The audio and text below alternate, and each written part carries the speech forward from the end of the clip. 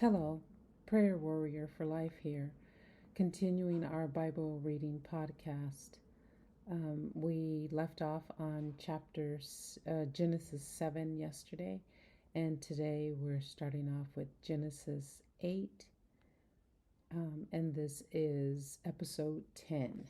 So we're 2 episodes ahead because I split up Genesis 1 and 2. And so we're a little behind as far as the episodes don't match the chapters. But I think we can work through it okay. So I will begin in Genesis 8. The waters recede. And God remembered Noah and every living thing and all the cattle that was with him in the ark. And God made a wind to pass over the earth, and the waters assuaged. The fountains also of the deep and the windows of heaven were stopped, and the rain from heaven was restrained, and the waters returned off the earth continually. And after the end of the 150 days, the waters were abated.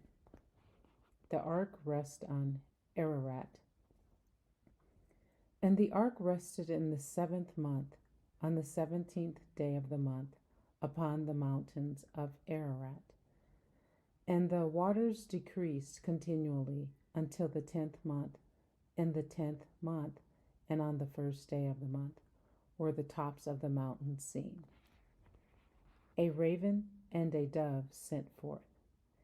And it came to pass at the end of 40 days that Noah opened the window of the ark which he had made, and he sent forth a raven, which went forth to and fro until the waters were dried up from off the earth. Also he sent forth a dove from him to see if the waters were abated from off the face of the ground. But the dove found no rest for the sole of her foot, and she returned unto him into the ark. For the waters were on the face of the whole earth.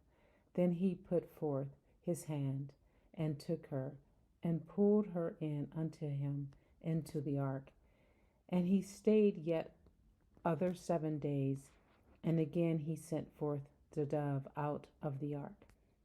And the dove came in to him in the evening, and lo, in her mouth was an olive leaf plucked off. So Noah knew that the waters were abated from off the earth.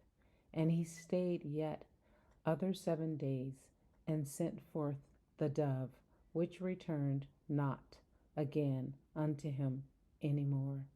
And it came to pass in the 601st year, in the 1st month, the 1st day of the month, the waters were dried up from off the earth.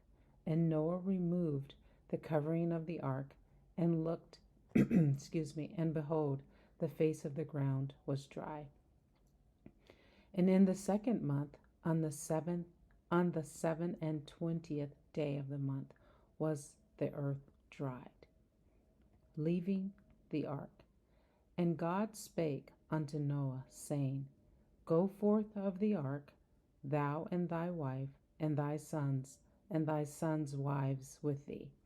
Bring forth with thee every living thing that is with thee, of all flesh, both of fowl and of cattle, and of every creeping thing that creepeth upon the earth, that they may breed abundantly in the earth, and be fruitful, and multiply upon the earth.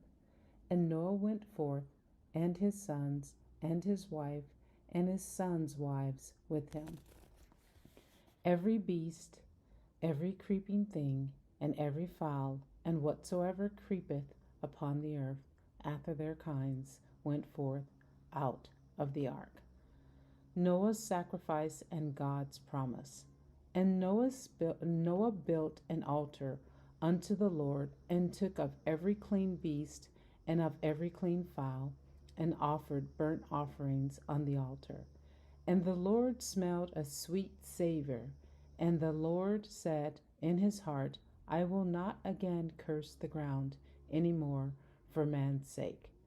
For the imagination of man's heart is evil from his youth, and neither will I again smite any more everything living as I have done. While the earth remaineth, seed time and harvest, and cold and heat, and summer and winter, and day and night shall not cease. And that concludes the reading of Genesis 8. Very interesting reading so far. I'm seeing a lot of patterns that I may not have captured when I read Genesis early on in my days as a believer. I hope you're enjoying this process of us reading together. I hope this process and this podcast is blessing you. And like I always say, God bless. Hope you're having a wonderful day. Hope you're having a wonderful life.